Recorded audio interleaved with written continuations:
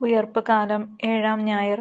വിശുദ്ധ മർക്കോസ് എഴുതിയ സുവിശേഷം 16-ാം അധ്യായം 14 മുതൽ 20 വരെയുള്ള വാക്യങ്ങളുടെ വിശകലനം. പ്രേക്ഷിത ദൗത്യം. ഇന്ന് ഉയർപ്പ് കാലത്തിലെ അവസാന ഞായർ. ഇത് പന്തക്കുസ്ത തിരുനാളിന് ഒരുങ്ങിക്കൊണ്ടിരിക്കുന്ന ദിനങ്ങൾ. യേശുവിൻ്റെ ഈ ലോകാവസാനത്തിൻ്റെ അവസാന നിമിഷങ്ങൾ. അതിനാൽ ലോകാവസാനം വരെ നീണ്ടു നിൽക്കേണ്ട പ്രേക്ഷിത ദൗത്യം ശിഷ്യരെ ഏൽപ്പിച്ച് സ്വർഗാരോഹണം ചെയ്യുന്ന ഭാഗമാണ് നാം ഇന്ന് വായിച്ച് ധ്യാനിക്കുന്നത്. യേശുവിന് സാക്ഷ്യം വഹിക്കുക എന്നത് ഓരോ ക്രൈസ്തവന്റെയും കടമയാണ്. യേശുവിനെ കുറിച്ചുള്ള അറിവ് നമുക്കെല്ലാം ധാരാളമുണ്ട്. പക്ഷേ ഏത് സാഹചര്യത്തിലും അവനെ പ്രഘോഷിക്കാനുള്ള മനോധൈര്യം നമുക്കുണ്ടോ?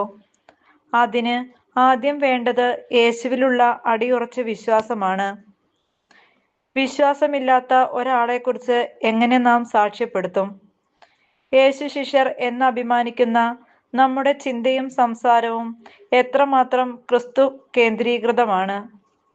ക്രിസ്ത്യാനികളാണെങ്കിലും ക്രിസ്തുനാമവും ക്രിസ്തീയ മൂല്യങ്ങളും നമുക്ക് അരോചക വിഷയങ്ങളാണ്. അതിനായി ചിലവഴിക്കാൻ നമുക്ക് സമയവുമില്ല. ഒരു ദിവസം മുഴുവൻ ക്രിക്കറ്റ് കളി കണ്ടിരിക്കാനോ സിനിമ കണ്ടിരിക്കാനോ വാട്സപ്പ് നോക്കിയിരിക്കാനോ നമുക്ക് സമയമുണ്ട്. യാതൊരു മടുപ്പുമില്ല താനും. ശിഷ്യന്മാർക്കും അവിശ്വാസത്തിന്റെ ഈ പ്രശ്നമുണ്ടായിരുന്നു. മരിച്ചവരിൽ നിന്ന് ഉയർത്തെഴുന്നേറ്റ് പല പ്രാവശ്യം അവർക്ക് പ്രത്യക്ഷപ്പെട്ടിട്ടും അവനെ ഉപേക്ഷിച്ച് വീണ്ടും മീൻ പിടിക്കാനാണ് അവർ പോയത്. സുവിശേഷം പറഞ്ഞുകൊണ്ടിരുന്നാൽ വയറ് നിറയില്ല എന്ന തിരിച്ചറിവ് കൊണ്ടാണ് അവർക്കറിയുന്ന ഒരു തൊഴിലേക്ക് അവർ നീങ്ങുന്നത്. അത് തെറ്റായിരുന്നുവെന്ന് പറയാൻ കഴിയില്ല. പക്ഷേ കർത്താവിനെ മറന്നുകൊണ്ടുള്ള ഏത് പ്രയത്നങ്ങളും ദുരിതത്തിലും പരാജയത്തിലുമാണ് കലാശിക്കുക എന്ന പാഠം തിബേരിയാസ് മീൻപിടുത്തത്തിലൂടെ അവർ തിരിച്ചറിഞ്ഞു. കർത്താവ് ഭവനം പണിയുന്നില്ലെങ്കിൽ പണിക്കാരുടെ അധ്വാനം നിഷ്ഫലമാണ്. കാവൽക്കാരുടെ ഉറക്കഴിവും വ്യർത്ഥം.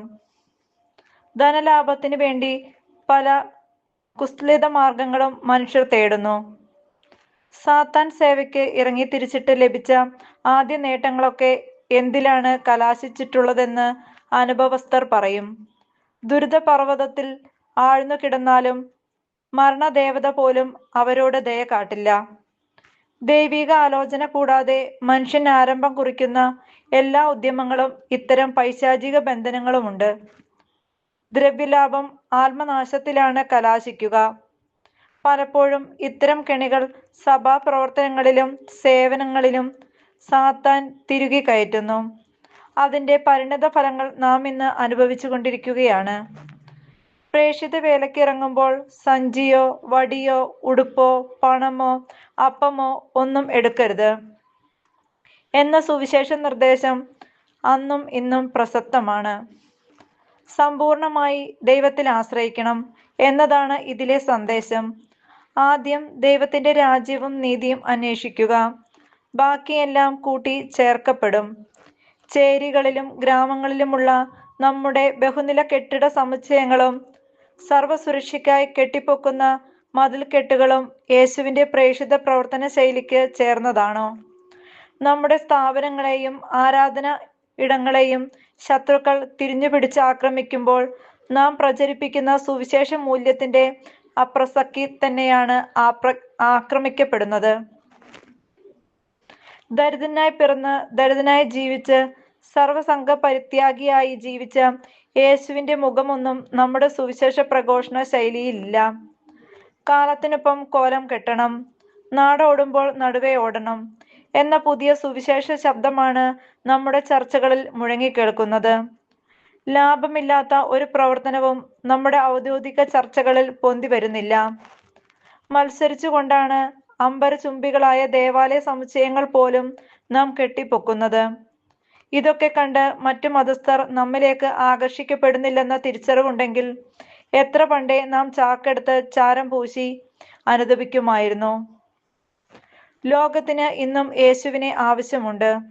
എളിമയും ലാളിത്യവും വിട്ടുവീഴ്ചയുമുള്ള പ്രേക്ഷിതർക്ക് ഇന്നും ലോകത്തിൽ സ്വീകാര്യതയുണ്ട്. അങ്ങനെയുള്ളവരുടെ വാക്കുകൾ ഇന്നും നമുക്ക് ചുറ്റും പ്രസക്തമാണ്. നമ്മെ പ്രേക്ഷിത ദൗത്യം ഏൽപ്പിച്ച സ്വർഗാരോഹിതൻ ഇനി നമ്മിലൂടെ ജീവിക്കണം. അവൻ പ്രസംഗിച്ച സുവിശേഷമാണ് അവൻ ജീവിച്ചത്. സുവിശേഷ പ്രഘോഷണത്തിന് ഇറങ്ങുന്നതിന് മുമ്പ് ആ വ്യക്താനുഭവം നമ്മിൽ വന്നു നിറയണം.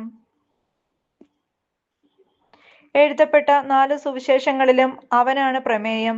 ഇനി ഞാനല്ല, യേശുവാണ് എന്നിൽ ജീവിക്കുന്നത് എന്ന് അപ്പസ്തോലനോടൊപ്പം ഏറ്റുപറയാൻ കഴിഞ്ഞാൽ നാം ഒരു 5ാമത്തെ സുവിശേഷമാകും.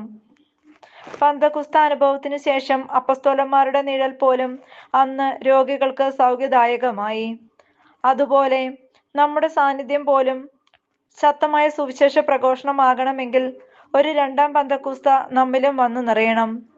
പന്തക്കുസ്ത തിരുനാളിന് ഇനിയും ശേഷിച്ചിട്ടുള്ള ഒരു വാരക്കാലം പരിശുദ്ധാത്മാവ നിറവിനായി നമുക്ക് ജാഗ്രതയോടെ പ്രാർത്ഥിക്കാം.